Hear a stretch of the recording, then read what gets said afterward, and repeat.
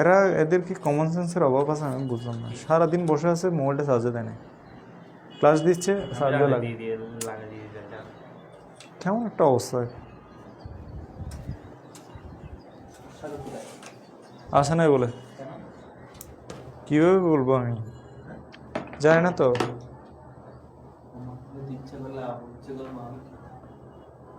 এই তোমরা শুনতে পাচ্ছ আমাকে? বলো তো দেখি এখন শুনতে পাচ্ছ কিনা বলো। আমরা এখন ক্লাস শুরু করে দিব, ঠিক আছে? তো আশা করি তোমরা সবাই ভালো আছো এবং সুস্থ আছো। আজকে আমরা হচ্ছে দ্বিতীয় পত্রের তৃতীয় অধ্যায়টা পড়বো আর কি, ঠিক আছে? এক্সট্রা যে সাউন্ডটা আসতেছিল এটা আমি এখন রিকভার করেছি, আমার আইডি থেকেই ক্লাসটা নিচ্ছি। তো আশা করি তোমরা আমাকে ঠিকভাবে শুনতে এবং দেখতে পাচ্ছ। তোমরা কি শুনতে পাচ্ছ আমাকে?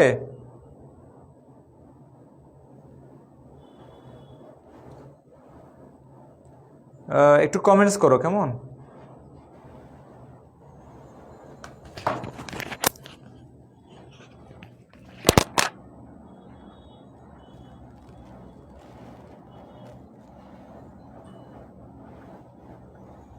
মুশার, এই মুশার, কোথায় তুমি? কি বলে ক্লাস লিংকটা গ্রুপে দিয়ে দাও। তুমি মোবাইলে চার্জ নাই, এটা তুমি উঠে দিয়ে দিচ্ছ কেন? এটা জিজি করো তো, তুমি জানো না?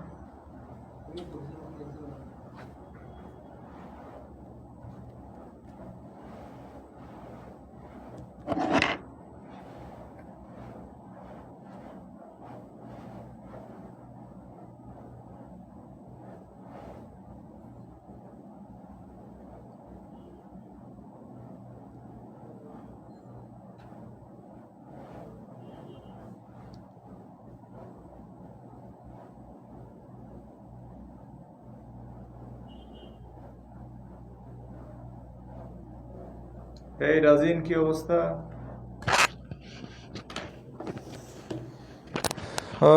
কেমন আছো তোমরা? আমাকে শুনতে পাচ্ছ কিনা বলো। যদি ঠিকভাবে দেখা যায় এবং শোনা যায় তাহলে আমরা ক্লাস শুরু করে দিব, ঠিক আছে? এই অধ্যায়টা আমরা আজকে পড়ব, তৃতীয় অধ্যায় দ্বিতীয় পত্রের, এবং আশা করি তোমরা আমাকে দেখতে এবং শুনতে পাচ্ছ। হ্যাঁ, তো আমরা এখনই হচ্ছে ডিটেলস ক্লাসে চলে যাব।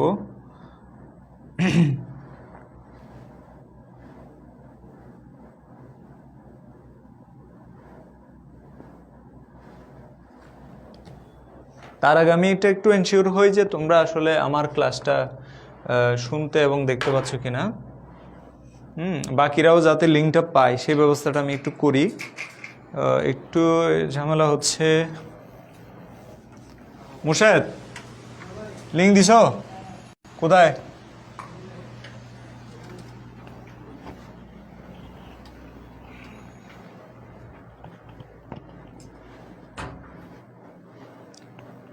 তোমরা আমাকে বলো, আমাকে শোনা যাচ্ছে কিনা বলো। একটু আমি ক্যামেরাটা মুছে দেই, কারণ হচ্ছে একটু ঝাপসা দেখাচ্ছে।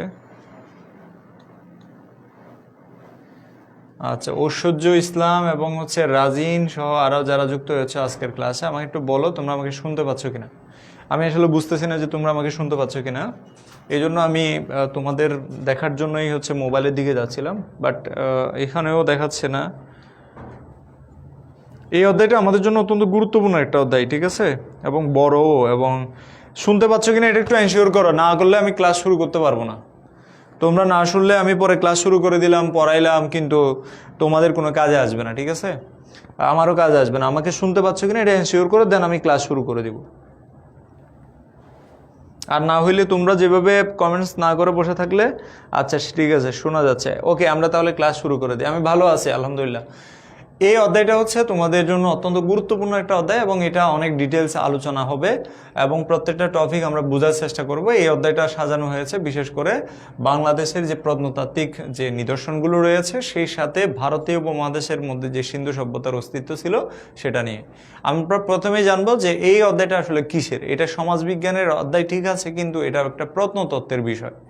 আমরা যেই টপিকটা পড়তেছি এটা একটা প্রত্নতত্ত্বের বিষয়, এটা সমাজবিজ্ঞানে দেওয়া হলেও প্রত্নতত্ত্বের একটা বিষয়। প্রত্নতত্ত্ব কি, প্রত্নতত্ত্ব কাকে বলে, বা প্রত্নতত্ত্ব কিভাবে আসলো সেটা নিয়ে আমরা প্রথমে আলোচনা করব।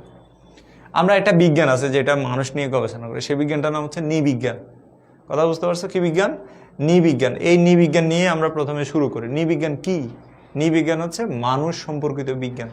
এক কথায় বলতে গেলে মানুষ সম্পর্কিত বিজ্ঞানটাকে বলা হয় নৃবিজ্ঞান। মানুষের কি? মানুষের অতীত সম্পর্কিত বিজ্ঞান, যে নৃবিজ্ঞান। এখানে দুইটা শব্দ, নৃ মানে হচ্ছে মানুষ, নৃ মানে কি? নৃ মানে হচ্ছে মানুষ, আর বিজ্ঞান মানে আলোচনা। নিশ্চয়ই তোমরা বুঝতেছো, নৃ মানে মানুষ আর বিজ্ঞান মানে আলোচনা বা বিশেষ জ্ঞান। তাহলে নৃ মানে মানুষ, মানুষের অতীত সম্পর্কিত বিজ্ঞানটাকে বলে নৃবিজ্ঞান। আর নৃবিজ্ঞানের একটা শাখা হচ্ছে, নৃবিজ্ঞান এর শাখা হচ্ছে কোনটা? যে তোমার প্রত্নতত্ত্ব। কি তত্ত্ব? প্রত্নতত্ত্ব। খুবই গুরুত্বপূর্ণ, মনে রাখবো। তাহলে নৃবিজ্ঞানের একটা শাখা হচ্ছে প্রত্নতত্ত্ব, এটা আমরা মনে রাখবো প্রথমত।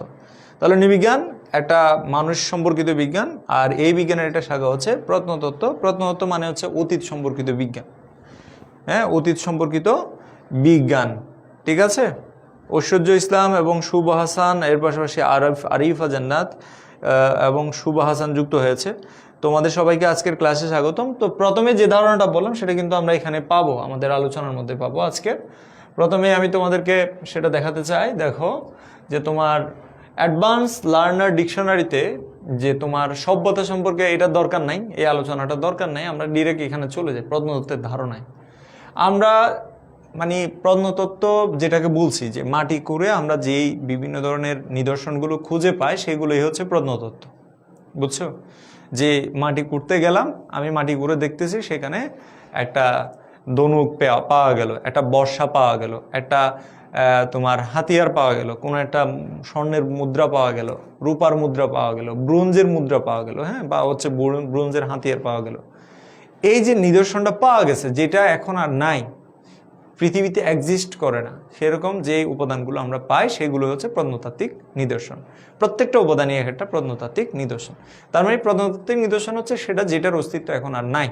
এক কথায় যে প্রত্নতত্ত্ব হচ্ছে সেটা যেটার অস্তিত্ব এখন আর নাই। তাহলে এখানে আমরা যদি দেখি প্রত্নতত্ত্বের ধারণার মধ্যে, প্রত্নতত্ত্বকে ইংরেজিতে বলে আর্কিওলজি। হ্যাঁ, তোমরা নিশ্চয়ই দেখতে পাচ্ছ, স্লাইডের মধ্যে দেখতে পাচ্ছ আর্কিওলজি বলে, আর্কিওলজি। হ্যাঁ, আর্কিওলজি শব্দটা আসছে মূলত দুইটা শব্দ থেকে, আর্কাইওস এবং লজিয়া, এখানে আছে, উল্লেখ করা আছে।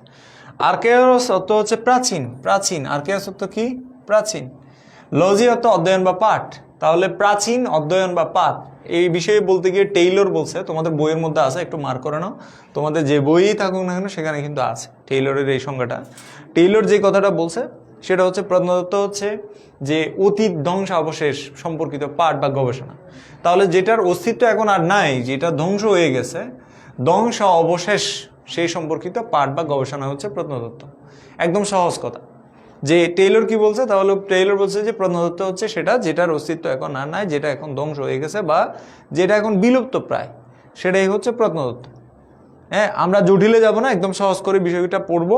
তোমাদের বইয়ের মধ্যে অন্য আলোচনা থাকতে পারে, অন্য কিছু থাকতে পারে, সেটা যাওয়াতে আমার মানে থাকাতে আমার কোনো আপত্তি নাই, থাকতে পারে, তুমি পড়তেও পারো, কিন্তু তুমি তোমার যা লাগবে সেগুলোই আমি এখানে পড়াবো। হ্যাঁ, সেইভাবেই তুমি পড়ো। আবার তুমি এটা বলতে চাই যে না আমার বইয়ে তো এটা আছে, আমরা বইয়ে কেন এটা? হ্যাঁ, তোমার যা লাগবে সেটাই আমি এখানে পড়াচ্ছি, সুতরাং ওইভাবেই পড়ার চেষ্টা করো। খাতা কলম নাও, সাথে বই নাও, লিখো, নোট করো, কিছু কিছু জিনিস লিখো। বিশেষ করে টেইলরের সংজ্ঞাটা, তিনি আরও বলছেন, তিনি কি বলছে? তিনি আরও বলছে হচ্ছে প্রত্নতত্ত্ব নৃবিজ্ঞানের এমন একটি শাখা যা এমন সমাজ ও সাংস্কৃতিক ইতিহাস রচনা করে যে সমাজের অস্তিত্ব আর নেই। মানে এমন সমাজ যে সমাজের ইতিহাস রচনা। তাহলে প্রত্নতত্ত্বের মূল কাজটা হচ্ছে কি? যে কোনো একটা নিদর্শন মাটি থেকে কুড়ে বের করে এনে সেটা নিয়ে একটা ইতিহাস রচনা করা।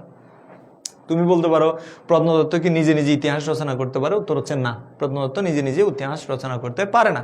প্রত্নতত্ত্বের মূল কাজ হচ্ছে কোনো একটা নিদর্শন মাটি করে বের করে আনা, সেটা সংরক্ষণ করা, সেটা সময় নির্ণয় করা, সেটা যে তোমার সংরক্ষণ মানে এর পাশাপাশি এটাকে যে তোমার যাচাই বাছাই করা, এই কাজগুলোই, সময় নির্ণয় করা, সংরক্ষণ করা, মাটি করে বের করে আনা, পরীক্ষা নিরীক্ষা চালানো, এগুলোই হচ্ছে প্রত্নতত্ত্বের মূল কাজ। তাহলে প্রত্নতত্ত্বের ক্ষেত্রে আমরা যেটা বললাম যে নৃবিজ্ঞানের এমন একটি শাখা, বলছে প্রত্নতত্ত্ব নৃবিজ্ঞানের একটি শাখা। আমি প্রথমে এটা বলছি, যেটার এমন সমাজ ও সংস্কৃতির ইতিহাস রচনা করে যেটার অস্তিত্ব আর নেই, অর্থাৎ যে সমাজের অস্তিত্ব এখন আর নেই। আমি তোমাদেরকে প্রথম অধ্যায় পড়াইছি, নিশ্চয়ই তোমরা প্রথম অধ্যায়ের ক্লাস পেয়েছো কিনা বলো? প্রথম অধ্যায়ের ক্লাসটা, অর্থাৎ প্রথম অধ্যায়টা শেষ হয়েছে কিনা সেটা আমার মনে নাই। তো মনে না থাকার দরুন আমি তৃতীয় অধ্যায় শুরু করেছি। তোমরা আমাকে বলো প্রথম অধ্যায়ের ক্লাস তোমরা পেয়েছো কিনা।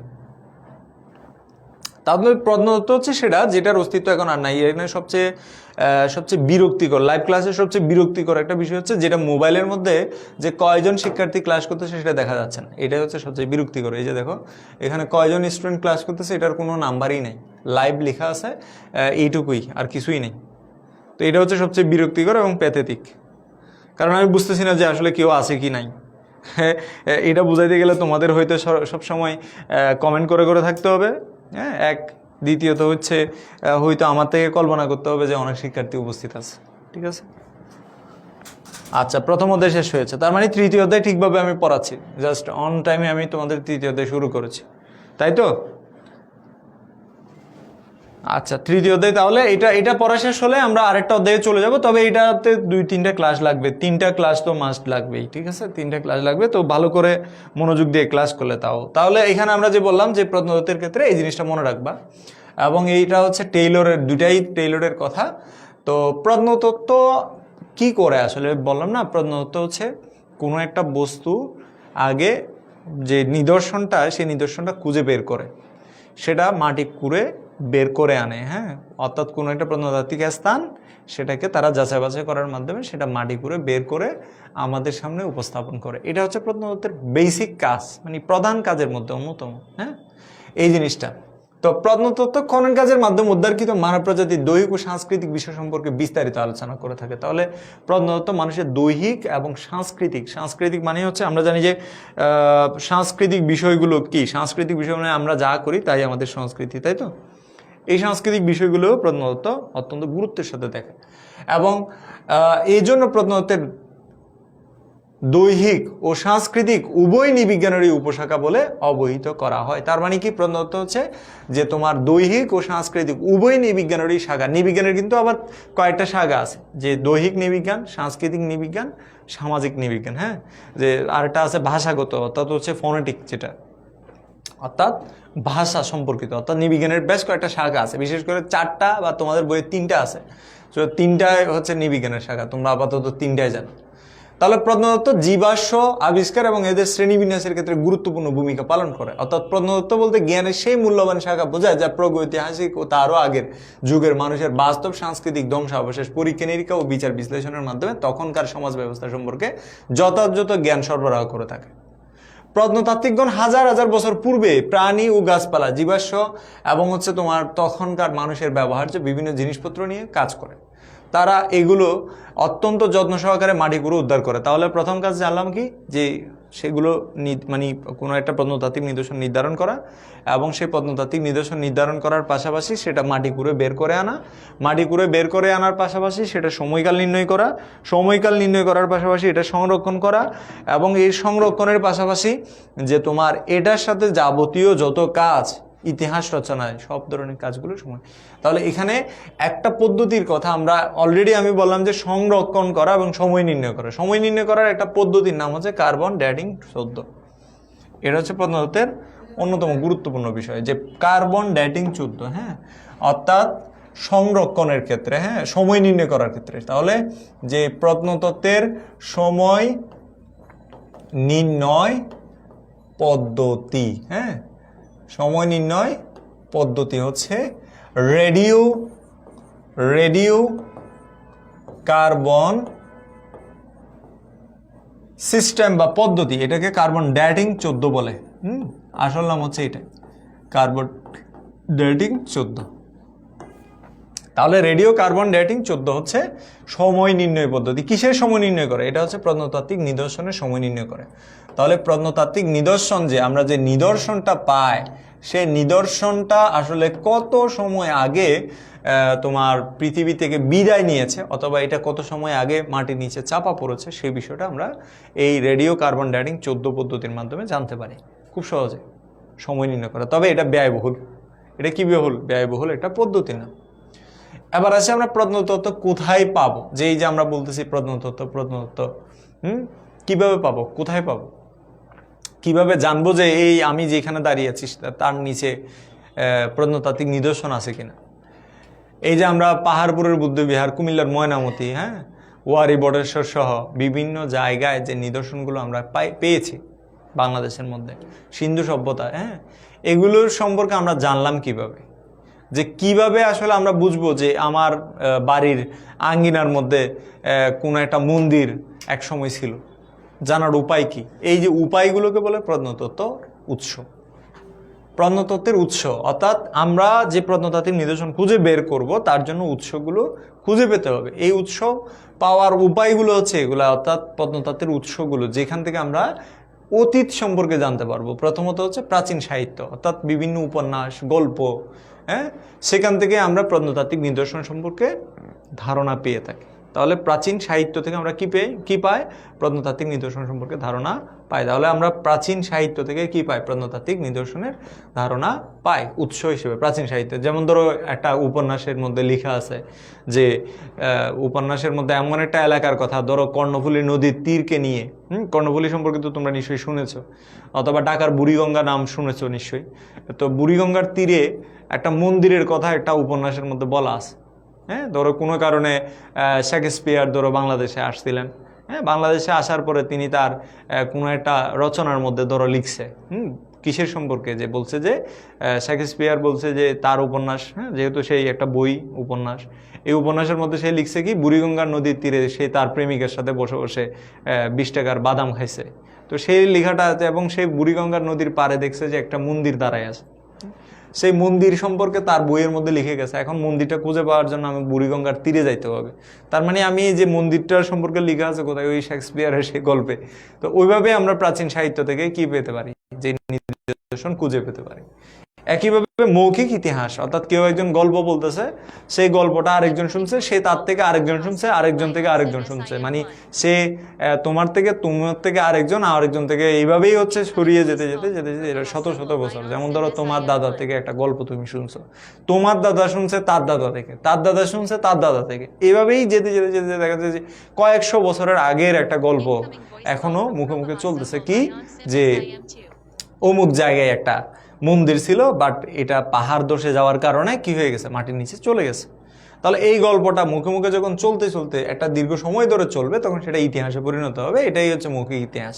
সেখান থেকে আমরা কোনো একটা নিদর্শন সহজে খুঁজে পেতে পারি। আর একটা হচ্ছে প্রত্নতাত্ত্বিক যন্ত্রপাতি, যে বিভিন্ন ধরনের হাতিয়ার, তলোয়ার বা বিভিন্ন ধরনের যন্ত্রপাতি যেটা মাটির থেকে পাওয়া গেছে। ধরো তুমি বাড়ির উঠানে একটা গাছ রোপণ করতে গেছো, যে মাটি কুপাইছো, কুপানোর উপরে দেখতেছো সেখানে একটা লম্বা তলোয়ার। এখন তুমিই বলো যে সেই তলোয়ারটা কি হইতে পারে। এখন তুমি সেই তলোয়ারটা একটা যন্ত্র হিসেবে, তুমি একটা প্রত্নতাত্ত্বিক যন্ত্র হিসেবে মনে করছো, এবং মনে করছো কি এটা হচ্ছে আলেকজান্ডারের তলোয়ার। হ্যাঁ, তুমি মনে করতেছো আলেকজান্ডার মনে হয় আমার উঠান পর্যন্ত চলে আসছিল। তার মানে কি, আলেকজান্ডারের সৈন্যরা যেদিকে গেছে হয়তো সেদিকে এরকম তলোয়ার পাইতে পারি। এখন তুমি এই অনুমান করে কি শুরু করে দিছো, ওই উঠানটা কোরাকুরি শুরু করে দিছো। এভাবেও প্রত্নতাত্ত্বিক নিদর্শন খুঁজে পাওয়া যেতে পারে। কথা বুঝতে পারছো? এগুলো হচ্ছে উৎস। এর পাশাপাশি কি, স্থানীয় লোকাল নলেজ। ধরো মানে কিছু মানুষ আছে না যে গ্রামের মধ্যে সব বিষয়ে খোঁজখবর রাখে, তো সেরকম মানুষগুলো যখন হচ্ছে স্থানীয়ভাবে তারা তাদের এলাকা সম্পর্কে জানাশোনা রাখবে বা তাদের এলাকা সম্পর্কে জানবে, তখন তারা কি করবে, যে স্থানীয় লোকদের কাছে, অর্থাৎ তুমি যদি কোনো একটা এলাকায় নতুন হও, সেই এলাকায় গিয়ে যখন লোকালদের কাছ থেকে জিজ্ঞেস করবে ভাই এটা কোথায়, তারা কিন্তু খুব ইজিলি বলবে যে ভাই ডানে গিয়ে বামে যান, হ্যাঁ, অথবা হচ্ছে তোমার সাইডে গিয়ে একটু ডানের দিকে মুড় দিলেই আপনি ওই জায়গাটা পেয়ে যাবেন। তাহলে লোকালদের নলেজেও আমরা সহজে পেতে পারি। ওই যে লোকালদের নলেজটা কীভাবে হয়, ওই মৌখিক ইতিহাস থেকে অনেকটাই।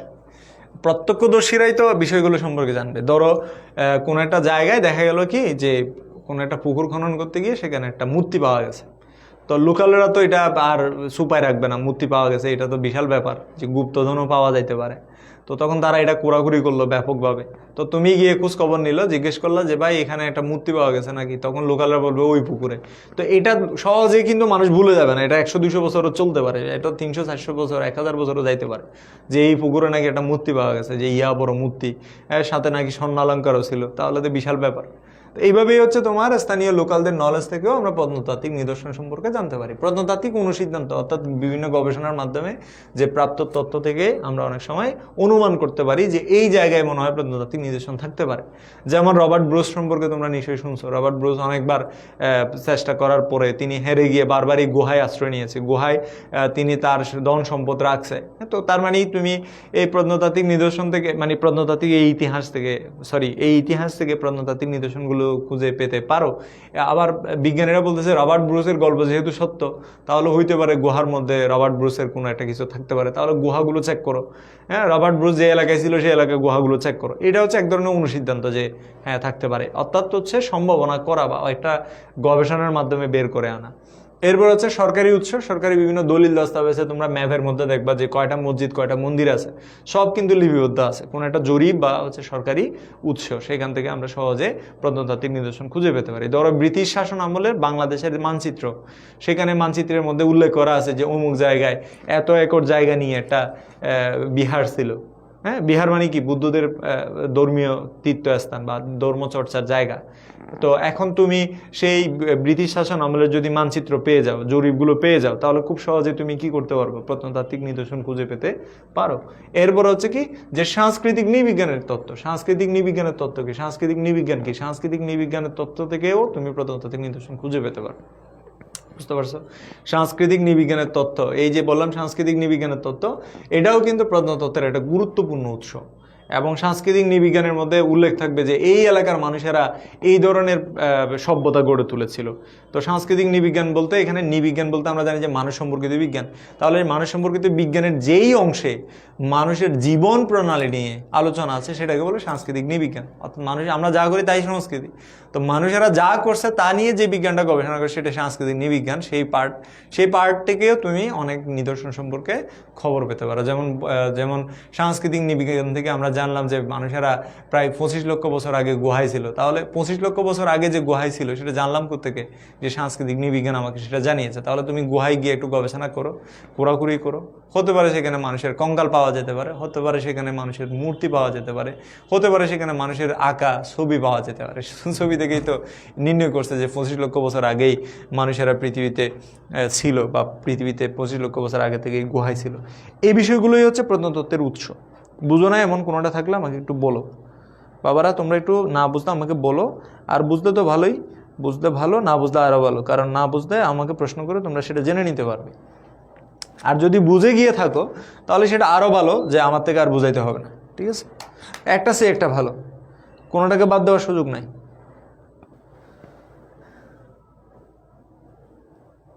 বুঝছো? আমার ক্যামেরা নড়ে, আমার ক্যামেরা নড়ে কীভাবে? ওই তো কল আসছিল, হইতে পারে কল আসছিল, হইতে পারে। হ্যাঁ, কলই আসছে।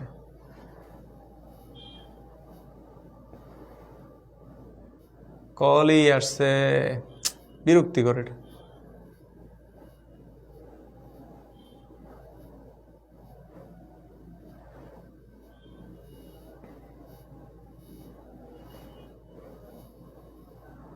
ওকে,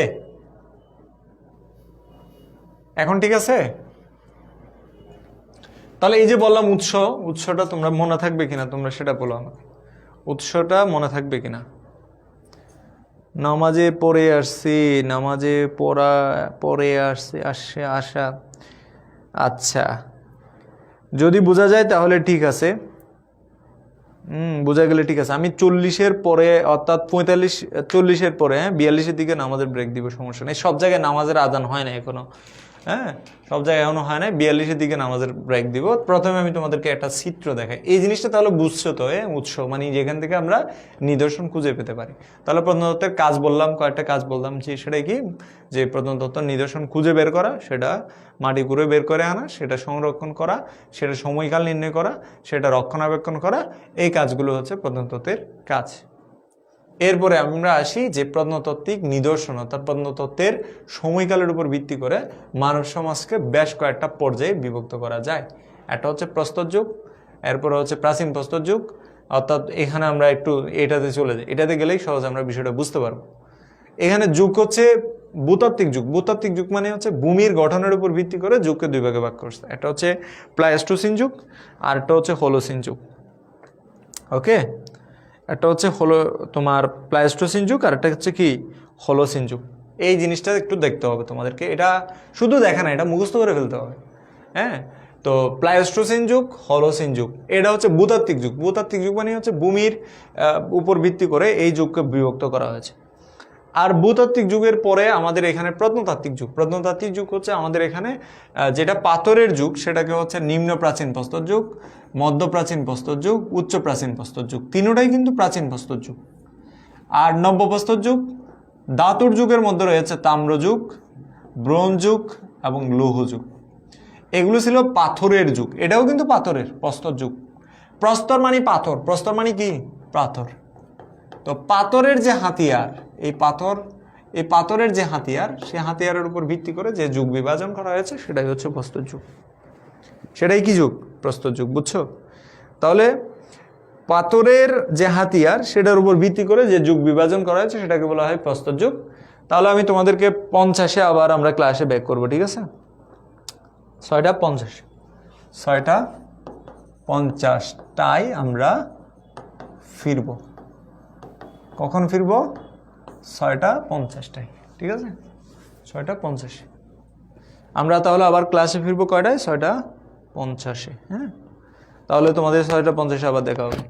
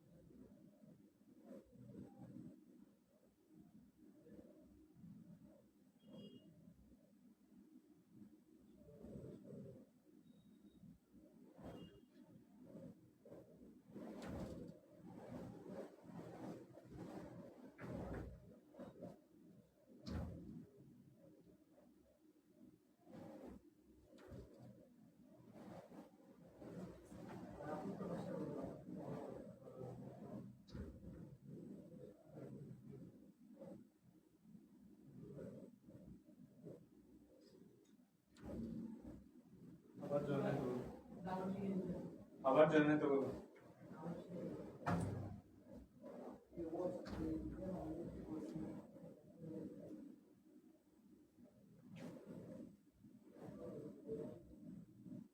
মুশাদ মোবাইল নিয়ে গেছো নাকি এখান থেকে?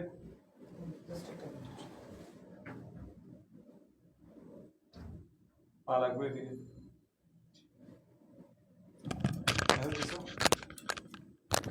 ওকে, শুনতে পাচ্ছ? এই চার্টটা আমি আসলে কেন দিলাম? এই চার্টটা দেওয়ার পিছনে কি সুজয়ের ক্লাস শেষ? হ্যাঁ, কটায় শুরু করছে? তো ফোন শেষে কিভাবে ক্লাস শেষ হয়ে যায়? ওকে, দেখো দেখো এখানে হচ্ছে তোমার যে মানব প্রজাতিগুলো আছে, এই মানব প্রজাতিগুলো সম্পর্কে একটু আমাদের জানতে হবে। যেমন প্লাইস্টোসিন, হ্যাঁ, হোলোসিন। প্লাইস্টোসিন যুগ কোনটা? দেখো, প্লাইস্টোসিন যুগের মেইন ফোকাসড হচ্ছে প্রাচীন প্রস্তর যুগ। হ্যাঁ, তো এটা হচ্ছে প্রত্নতাত্ত্বিক। প্রত্নতাত্ত্বিক বলতে কি বলছি? যে হাতিয়ার ব্যবহারের উপর, প্রত্নতাত্ত্বিক নিদর্শনের উপর ভিত্তি করে এই যুগগুলোকে বিভাজন করে। আর ভূপ্রকৃতির উপর ভিত্তি করে যেটা করা হয়েছে সেটা হচ্ছে ভূতাত্ত্বিক যুগ। এই প্লাইস্টোসিন যুগের মূল বিষয় হচ্ছে প্রাচীন প্রস্তর যুগ। আমরা আরেকটু ডিটেলস যখন হচ্ছে প্রাচীন প্রস্তর যুগ সম্পর্কে জানবো, তখন আমরা এটা প্রাচীন প্রস্তর যুগ সম্পর্কে আরো বিস্তারিত জানতে পারবো। তো হলোসিন যুগ হচ্ছে কি? নব্য প্রস্তর যুগ। হলোসিন যুগ নব্য প্রস্তর যুগ দিয়ে শুরু এবং স্টিল রানিং, অর্থাৎ এখনো চলছে। যে নব্যপ্রস্তর যুগটা বা হচ্ছে হোলোসিন যুগটা এখনো চলছে, হ্যাঁ, এখনো গোয়িং অন, অর্থাৎ এখনো চলছে। এটা আমরা জানলাম। তাহলে এখানে আমাদের বিশেষ করে মানব প্রজাতিগুলো মনে রাখতে হবে। যেমন তোমরা মনে রাখবে হচ্ছে হাইডেলবার্গ, হ্যাঁ, হাইডেলবার্গ। তারপরে হচ্ছে পিকিং জাভা নিয়ান্ডারটাল, এবং ক্রো-ম্যাগনন। তাহলে দেখো, হাইডেলবার্গ কি বলছি?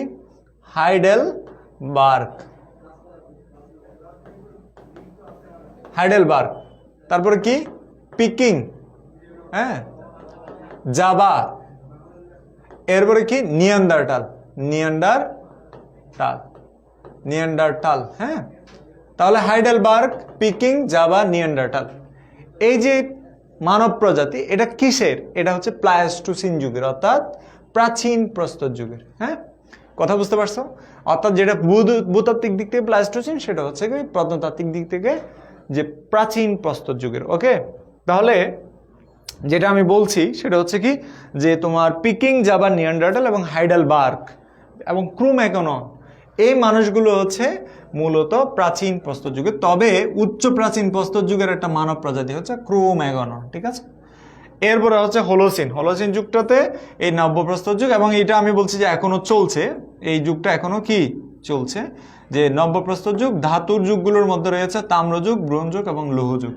এখন আমরা প্রথমে জানবো হচ্ছে প্রাচীন প্রস্তর যুগ নিয়ে। এখানে একটা ছবি দেখতে পাচ্ছ না? এই ছবিটাতে আসলে কি বোঝা যাচ্ছে? কি দেখতেছো বলো তো? এটাতে হচ্ছে কিছু পাথরের নুড়ি, হ্যাঁ, কিছু পাথর দেখা যাচ্ছে। এই পাথরগুলো বিভিন্ন আকৃতির। এই পাথরগুলো কি বিভিন্ন আকৃতির, এবং একটা পাথরের শেপ কিন্তু এক এক রকম। এগুলো হচ্ছে প্রাচীন প্রস্তর যুগের। কোন যুগের? প্রাচীন প্রস্তর যুগের। প্রাচীন প্রস্তর যুগের পাথরগুলো ছিল এরকম, এবং এই পাথরগুলো ছিল ভূতা। কিরকম? ভূতা ছিল। ভূতা বলতে বুঝো তো, অর্থাৎ হচ্ছে ধারালু ছিল না। প্রাচীন প্রস্তর যুগ শুরু হয়েছে 25 লক্ষ বছর আগেই। কত বছর আগে? তার আগে আমরা হচ্ছে ফোলিওলিথিক এজ সম্পর্কে একটু শব্দগত অর্থটা আমরা জানার চেষ্টা করি। যে প্রাচীন প্রস্তর যুগকে ইংরেজিতে বলা হয় ফোলিওলিথিক এজ, যেটাকে গ্রিক শব্দ ফোলিও এবং হচ্ছে লিথিক মানে হচ্ছে লিথুস মানে হচ্ছে পাথর, ঠিক আছে। তাহলে ফোলিওলিথিক, দেখো, ফোলিও মানে হচ্ছে প্রাচীন আর লিথুস মানে হচ্ছে কি পাথর। তাহলে গ্রিক, এই যে ফোলিও শব্দটা কোন ভাষার শব্দ? এটা হচ্ছে গ্রিক ভাষার শব্দ। লিথুস অথবা পাথর, এই শাব্দিক অর্থ হচ্ছে প্রাচীন প্রস্তর বা প্রাচীন পাথরের। ভূবিজ্ঞানীরা এই যুগে প্লাইস্টোসিন বলেছেন। একটু আগে আমি তোমাদের বলছি যে প্রাচীন প্রস্তর যুগ পুরোটাই হচ্ছে প্লাইস্টোসিন যুগ। ভূবিজ্ঞানীরা মানে হচ্ছে মাটির গবেষণা যারা করেন তারা, অর্থাৎ পৃথিবী বিজ্ঞানী যারা আছে তারা বলছে যে এটা প্রাচীন প্রস্তর যুগ। সেটাই প্রত্নতত্ত্ববিদদের মতে প্রাচীন প্রস্তর যুগ, অর্থাৎ যেটা প্লাইস্টোসিন যুগ ভূতাত্ত্বিকদের মতে, সেটা প্রত্নতত্ত্ববিদদের কাছে প্রাচীন প্রস্তর যুগ। এই যুগের সময়কাল প্রায় 2 লক্ষ বছর। এই যুগের প্রধান আদিবাসী হচ্ছে হাইডেলবার্গ, নিয়ান্ডারটাল এবং ক্রো ম্যাগনন মানুষ। প্রাচীন প্রস্তর যুগের প্রথম হাতিয়ার সম্ভবত কুড়িয়ে পাওয়া পাথরের নুড়ি। তাহলে প্রাচীন প্রস্তর যুগের প্রথম হাতিয়ার কি, যে একটা নুড়ি কুড়িয়ে পেয়েছে, এই কুড়িয়ে পাওয়া নুড়িটাকে তারা সংরক্ষণ করেছে এজ এ কি হিসেবে, হাতিয়ার হিসেবে। হ্যাঁ, তারা এটা হাতিয়ার হিসেবে সংরক্ষণ করেছে। এবং এইটি নুড়িগুলো অবশ্যই মানুষের হাতের কারুকার্য ছিল না, মানে অ্যাজ ইউজুয়াল যেভাবে তারা পেয়েছে। হ্যাঁ, এগুলো কিন্তু একটা পাথরের নুড়ি, হ্যাঁ, একটা হাতিয়ার। তো এই যে কুড়িয়ে পাওয়া বিভিন্ন ধরনের নুড়িগুলো, এগুলোতে কিন্তু মানুষের কোনো হাতের কারুকার্য ছিল না। পর্যায়ক্রমে মানুষ পাথর দিয়ে টুকাটুকি করে নুড়িগুলোকে প্রয়োজন মাফিক আকার দিতে শেখে। অর্থাৎ আস্তে আস্তে পাথরগুলোকে টুকাটুকি করতে করতে করতে করতে এগুলোর একটা নির্দিষ্ট শেপ দিয়েছে, যে আমার দরকার এরকম বাঁকানো একটা পাথর, তখন আমি এদিকে টুকাইলাম একটা পাথরকে, আমি এভাবে হচ্ছে বাঁকানো করলাম।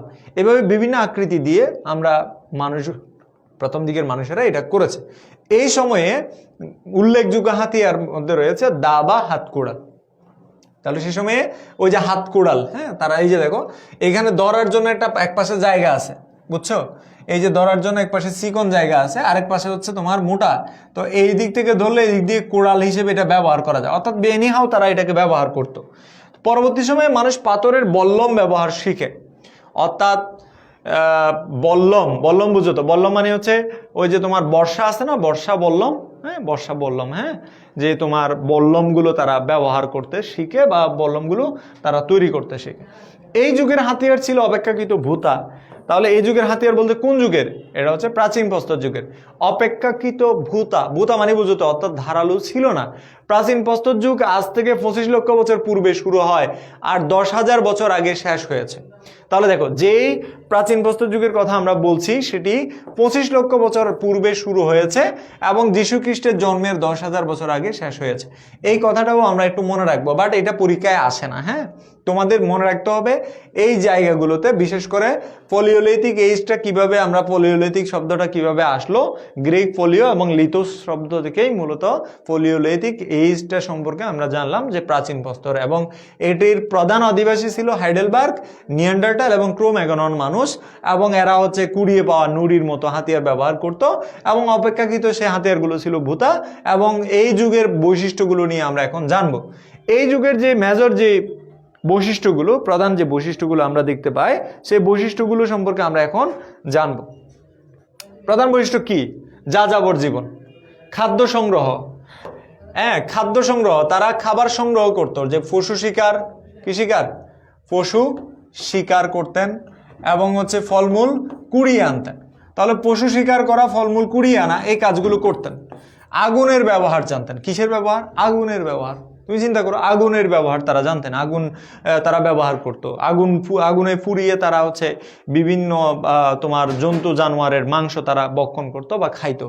এরপর হচ্ছে যাযাবর জীবন, তারা হচ্ছে যাযাবর জীবনে বিশ্বাসী ছিল। যাযাবর জীবন বলতে তাদের কোনো স্থায়ী বসতি ছিল না এবং তারা এক জায়গা থেকে অন্যত্র খাবারের খুঁজে তারা চলে যাইতো। হ্যাঁ, মানে যেখানেই খাবার পাওয়া যায় সেখানেই গড় আর কি। হ্যাঁ, সেরকম ব্যাপার। তাহলে যেখানেই গড় পাওয়া যায় সেখানেই, মানে যেখানে খাবার পাওয়া যায়, যেখানে খাবার পাওয়া যায় সেখানেই তারা ঘর পাততো বা তারা সেখানে স্থায়ীভাবে বসবাস করতো। এবং জাদুবিদ্যা এবং অতিপ্রাকৃতিক জ্ঞান, অর্থাৎ তারা মনে করতো যে দুনিয়া সবকিছু চলতেছে জাদু বলে। হ্যাঁ, তারা এটা মনে করতো যে পৃথিবী চলতেছে মনে হয় জাদু বলে, এটা মনে করতো। তাহলে জাদুবিদ্যাই বিশ্বাস করতো তারা। তাহলে জাদুবিদ্যাকে বিশ্বাস করতো। এরপর হচ্ছে কি, বাঁশ, চামড়া এবং কাঠের ব্যবহার তারা জানতো। অর্থাৎ প্রথম দিকে তারা না জানলেও আস্তে আস্তে তারা শিখে নিয়েছে যে প্রতিকূল পরিবেশে বেঁচে থাকা। ওই যে তোমার বিয়ার গ্রিলসের মতো, হ্যাঁ, তো বিয়ার গ্রিলসের মতো প্রতিকূল পরিবেশে বেঁচে থাকার জন্য তারা চামড়া, বাঁশের ব্যবহার এবং হচ্ছে কাঠের ব্যবহার তারা আস্তে আস্তে শিখতে শুরু করে। এরপরে আসলো সে শ্রম বিভাজন ছিল না সেখানে, মানে কোনো ধরনের, এখন তো আমাদের সমাজের মধ্যে অনেক ধরনের শ্রম বিভাজন আছে, তাই না?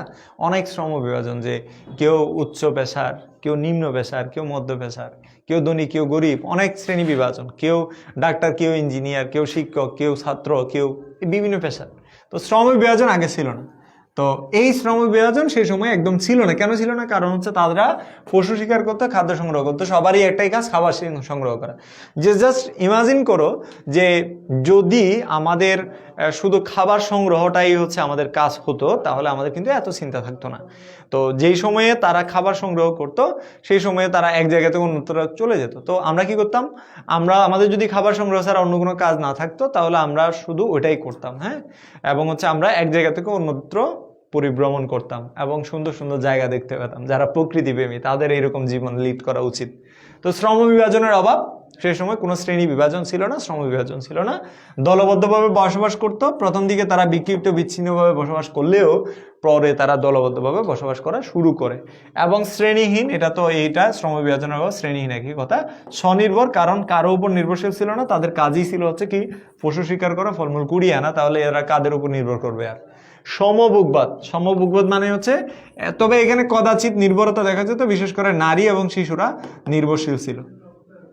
সমভোগবাদ, সমভোগবাদ বুঝতো, অর্থাৎ সবাই মিলে সমানভাবে খাবার খাইতো। তারা গুহা থেকে হোক বা বন জঙ্গল থেকে হোক বা পুকুর থেকে হোক বা নালা থেকে হোক বা সমুদ্র থেকে, যেভাবেই আনুক না কেন, তারা সবাই মিলেমিশে খাবার গ্রহণ করতো। এটা হচ্ছে সমভোগবাদ। ওকে, সমভোগবাদ। আই হোপ যে তোমরা এই জিনিসটা বুঝতে পেরেছো। হ্যাঁ, এরপরে আসে হচ্ছে আমাদের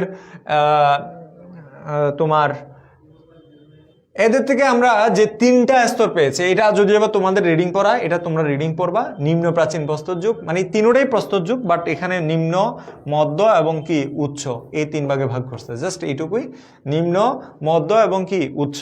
ওকে, নিম্ন, মধ্য এবং কি উচ্চ। আশা করি তোমরা এই জিনিসটা পড়বে, তোমাদের শীট আছে ওখানে, তোমাদের আপলোড করা আছে ড্রাইভে, সেখান থেকে পড়বে। তাদের থেকে আমরা কি পাইলাম, অর্থাৎ প্রাচীন প্রস্তর যুগের মানুষের কাছ থেকে আমরা পাইলাম কি, আমরা পাইলাম হচ্ছে তারা আমাদেরকে হাতিয়ার আবিষ্কার করা শিখিয়েছে, মানে হাতিয়ার ব্যবহার করা বা আবিষ্কার করা শিখিয়েছে। সামাজিক সংগঠন, মানে কিভাবে মানে ঐক্যবদ্ধ হয়ে এক জায়গায়, মানে একটা গুহায় বসবাস করতে হয়, সেটাই আমাদেরকে শিখিয়েছে হচ্ছে তারা। ধরো গুহার মধ্যে তো আগে মানুষেরা বসবাস করছে, যারা করছে তারাই আমাদেরকে শিখিয়েছে যে কিভাবে আসলে গুহায় বাস করতে হয়। ধরো এটা একটা গুহা, এখানে বসবাস করতে হয়, এটা তারা আমাদেরকে শিখিয়েছে ঐক্যবদ্ধভাবে বসবাস করা। তো তারা খাদ্য সংগ্রহ করা বা হচ্ছে তোমার নিজেদের প্রয়োজনে বেঁচে থাকার জন্যই আমাদেরকে একত্রে থাকার শিখিয়েছে। আগুনের ব্যবহার, প্রাচীন প্রস্তর যুগের মানুষ প্রধান আবিষ্কার ছিল হচ্ছে আগুন। তারা পাথর ঘষে আগুন আবিষ্কার করতে শিখে, এবং আগুন আবিষ্কারের পরে তারা হচ্ছে বিভিন্ন মাংস পুড়িয়ে খাওয়ার, হ্যাঁ, অর্থাৎ এখনকার সময়ে যে আমরা বার্গার খাই, বার্গার না, ওই যে বারবিকিউ খাই এবং হচ্ছে গ্রিল খাই, এগুলো হচ্ছে এই যে তোমার আগুনে পুড়িয়ে খাওয়ার রীতি থেকেই আমরা শিখেছি। তারাই আমাদেরকে এটা শিখিয়েছে, আগুনের ব্যবহারটা শিখিয়েছে। হ্যাঁ, তোমরা কি বুঝতে পারতেছো? বুঝতে না পারলে আমাকে বলো, বুঝতে পারলে বলো, কমেন্ট সেকশনে জানাও যে বুঝতে পারছে। ভাষার আবিষ্কার, ভাষা বলতে এখানে তাদের কোনো লিখন মানে অক্ষরহীন ছিল। অক্ষরহীন মানে হচ্ছে তাদের এই যে ধরো আমার বলতেছি না, হ্যাঁ, আমার এরকম লিখার কোনো অক্ষর ছিল না, অক্ষর জ্ঞানহীন ছিল। মেইনলি তারা হচ্ছে মুখ দিয়ে বিশেষ ধরনের শব্দ করতো, হু হু, হ্যাঁ, ফু ফু, এই ধরনের শব্দ করতো। তারা হচ্ছে বিপদে পড়লে এক ধরনের শব্দ, অথবা আনন্দ বা উল্লাস করলে এক ধরনের শব্দ, এগুলো তারা ব্যবহার করতো। তাহলে এই বিষয়টাও আমরা জানলাম। এরপরে আমাদের আরেকটা জিনিস জানতে হবে, সেটা হচ্ছে কি চিত্রকলা। কি কলা? চিত্রকলা, আর্ট অফ পেইন্টিং, চিত্রকলা।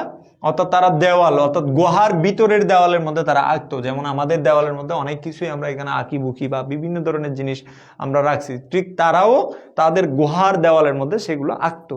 হ্যাঁ, সৌন্দর্যের জন্য বলো বা নিজেদের শিক্ষার জন্য বলো, বিশেষ করে তারা হিংস্র জন্তু জানোয়ারের ছবি এঁকে রাখতো, শিকারী প্রাণীগুলোর ছবি এঁকে রাখতো, যাতে তারা ডিটেক্ট করতে পারে যে এরা এইরকম, এগুলো আঁকতো। এবং তারা এই শিল্পকলা বা চিত্রকলা এগুলো তারা চর্চা করতো। হ্যাঁ, তোমরা কি বুঝতে পারতেছো?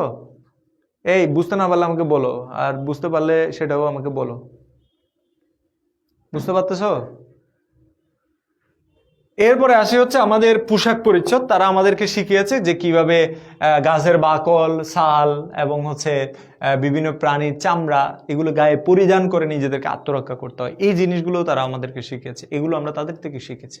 তাহলে এইভাবেই হচ্ছে আমাদের মানব সভ্যতাকে এগিয়ে নিতে সার্বিকভাবে সব দিক থেকে এই মানব প্রজাতি অর্থাৎ হচ্ছে বিশেষ করে এই প্রাচীন প্রস্তর যুগের মানুষেরা অর্থাৎ হাইডেলবার্গ, ক্রোম্যাগনন এবং হচ্ছে নিয়ান্ডারটাল, এই মানুষগুলো, এই মানব প্রজাতির মানুষগুলো আমাদেরকে সহযোগিতা করেছে। তাহলে আমরা প্রাচীন প্রস্তর যুগ সম্পর্কে আজকে জেনে গেলাম। প্রাচীন প্রস্তর যুগের বিষয়ে আমাদের যেটা মনে রাখতে হবে, এই বর্ণনাটা পড়তে হবে, বৈশিষ্ট্যটা পড়তে হবে। বৈশিষ্ট্য বলতে এখানে বৈশিষ্ট্য, এই যে প্রাচীন প্রস্তর যুগে যে বৈশিষ্ট্য ছিল সেগুলো আমাদেরকে পড়তে হবে। আশা করি তোমাদের এইটুকু অংশ তোমাদের ক্লিয়ার হয়েছে। তো এরা আমাদেরকে কি দিয়েছে? তারা আমাদেরকে তোমার আগুনের ব্যবহার শিখিয়েছে, তারা আমাদেরকে ঐক্যবদ্ধভাবে কিভাবে বসবাস করতে হয় সেটা আমাদেরকে শিখিয়েছে, তারা আমাদেরকে শিখিয়েছে যে হাতিয়ার কিভাবে ব্যবহার করতে হয়, তারা আমাদেরকে শিখিয়েছে যে কিভাবে মুখ দিয়ে শব্দ উচ্চারণের মাধ্যমে যোগাযোগ রক্ষা করতে হয়, তারা আমাদেরকে শিখিয়েছে যে কিভাবে চিত্রকলা বা চিত্র আঁকতে হয়, তারা আমাদেরকে শিখিয়েছে যে কিভাবে পোশাক পরিচ্ছদ ব্যবহার করতে হয়। এই বিষয়গুলো সম্পর্কে আমরা আপাতত জানলাম। আমরা নেক্সট ক্লাসে নব্যপ্রস্তর যুগ সম্পর্কে জানবো। নব্যপ্রস্তর যুগ মানে হচ্ছে নতুন পাথরের যুগ। তাহলে পৃথিবীতে মানুষের ইতিহাস কত? মানুষের ইতিহাস হচ্ছে 40 লক্ষ বছর। হ্যাঁ, মানুষের ইতিহাস কত বছর? মানুষের ইতিহাস হচ্ছে 40 লক্ষ বছর। মানব সভ্যতার ইতিহাস কত লক্ষ বছর? 40 লক্ষ বছর। আর আমরা পৃথিবীতে মানুষেরা 25 লক্ষ বছর ধরে, কত বছর ধরে? 25 লক্ষ বছর ধরে এই যুগের, যেই যুগের সূচনা হয়েছে সেটা হচ্ছে প্রাচীন প্রস্তর যুগের। কোন যুগের? প্রাচীন প্রস্তর যুগের। তাহলে পৃথিবীর সৃষ্টির পরে এই যে পৃথিবীতে মানুষের ইতিহাস হচ্ছে 40 লক্ষ বছর, আর আমরা ইতিহাস খুঁজে পাই 25 লক্ষ বছর, যেটা প্রাচীন প্রস্তর যুগের সূচনা। আজকে এটুকুই থাকলো। নেক্সট ক্লাসে আমরা বাকি অংশ নিয়ে আলোচনা করব। আশা করি তোমরা সবাই ভালো থাকবে, সুস্থ থাকবে এবং নিয়মিত ক্লাসগুলো করবে, তোমাদের সিলেবাস শেষ করবে। পরবর্তী ক্লাসে দেখো ইনশাআল্লাহ। সবাই ভালো থাকবে। আল্লাহ হাফেজ।